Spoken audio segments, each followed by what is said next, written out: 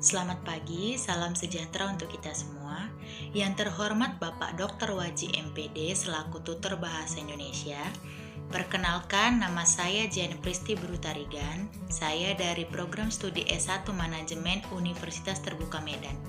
Kali ini saya akan mempresentasikan gagasan tentang COVID-19. Sebelum mengenal lebih lanjut tentang COVID-19, saya akan menjelaskan sedikit tentang pandemi. Pandemi sendiri merupakan sebuah epidemi yang telah menyebar ke berbagai benua dan negara, umumnya menyerang banyak orang. Sementara, epidemi sendiri adalah sebuah istilah yang telah digunakan untuk mengetahui peningkatan jumlah kasus penyakit secara tiba-tiba pada suatu populasi area tertentu. Pasalnya, istilah pandemi tidak digunakan untuk menunjukkan tingginya tingkat suatu penyakit, melainkan hanya memperlihatkan tingkat penyebarannya saja. Perlu diketahui, dalam kasus pandemi COVID-19 ini menjadi yang pertama dan disebabkan oleh virus corona yang telah ada sejak akhir tahun lalu. Sebelum pandemi COVID-19 ini menyerang, pada tahun 2009 lalu, pernah merebak virus yang bernama flu babi. Penyakit ini bisa terjadi ketika strain influenza baru atau H1N1 menyebar ke seluruh belahan dunia termasuk Indonesia. Bermula dari kota Wuhan, tepatnya di Tiongkok, virus jenis baru ini telah menyebar ke berbagai belahan negara di dunia yang menyebabkan timbulnya penyakit COVID-19. Tentunya kondisi ini tidak boleh dianggap remeh dan dibiarkan begitu saja. WHO pun juga sudah menetapkan pandemi COVID-19 sejak 11 Maret 2020 yang lalu. COVID-19 begitu cepat menular dari satu manusia ke manusia lainnya. Jumlah korban dan angka kasus kian meningkat.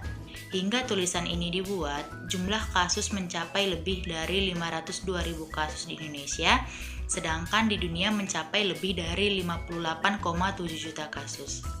COVID-19 ditularkan dari seseorang yang terkena virus SARS-CoV-2 ke orang lainnya. Penyakit ini dapat menyebar melalui droplet atau tetesan dari hidung, mulut, atau bagian lain dari tubuh manusia.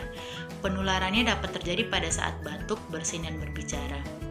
Seseorang juga dapat terinfeksi COVID-19 bila tanpa sengaja menghirup droplet dari penderita. Ini alasan mengapa penting untuk menjaga jarak hingga kurang lebih 1 meter dari orang lain.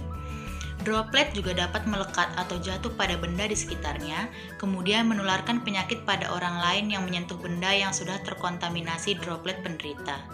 Bila tangan kita yang terkontaminasi menyentuh mata, hidung, atau mulut, maka kita dapat terinfeksi COVID-19. Ini adalah alasan pentingnya mencuci tangan secara teratur dengan sabun dan air mengalir atau hand sanitizer. Dampak pandemi COVID-19 bukan hanya sekedar bencana di dunia kesehatan, tetapi juga bencana bagi dunia perekonomian. Terlebih baru-baru ini, sebuah studi menyebut jika COVID-19 akan membuat Indonesia mengalami penurunan persentase pertumbuhan ekonomi sebesar 0,1% di tahun 2020. Menteri Koperasi dan UMKM, Teten Mas Duki mengatakan, 80% pelaku usaha mikro, kecil, dan menengah UMKM mencatatkan margin keuntungan lebih rendah selama setahun terakhir. Kondisi ini lantaran pandemi COVID-19. Secara garis besar, berikut merupakan dampak nyata yang disebabkan oleh COVID-19 terhadap sektor perekonomian di Indonesia. Yang pertama adalah penurunan aktivitas jual beli. Anjuran social distancing demi menghindari penularan virus corona yang lebih luas, sedikit banyak turut andil menurunkan aktivitas jual beli di tengah masyarakat. Yang kedua, bahan baku sulit didapat. Kebijakan social distancing yang dipilih pemerintah Indonesia telah membuat aktivitas produksi terganggu. Beberapa perusahaan mengambil kebijakan WFH, beberapa lagi memutuskan untuk merumahkan karyawannya hingga melakukan PHK massal. Yang ketiga adalah distribusi terhambat. Menurut data Asosiasi Tol Indonesia, lalu lintas harian rata-rata seluruh jalan tol di Indonesia mengalami penurunan antara 40-60% sejak awal Maret 2020. Terhentinya aktivitas distribusi tentu sangat merugikan pelaku bisnis UMKM. Mereka kini kebingungan mencari cara mendistribusikan produk. Terlebih bagi UMKM yang sudah mulai memperluas jangkauan pasar hingga luar daerah atau bahkan lintas pulau. Yang keempat, penyedia jasa ikut terpapar dampak COVID-19. Mereka yang bekerja sebagai buruh harian lepas, seperti pegawai bangunan, make up artist, pekerja wedding organizer, fotografer pernikahan, dan lainnya, dilaporkan kesulitan mendapatkan penghasilan karena sejumlah proyek terpaksa ditunda akibat pandemi virus corona.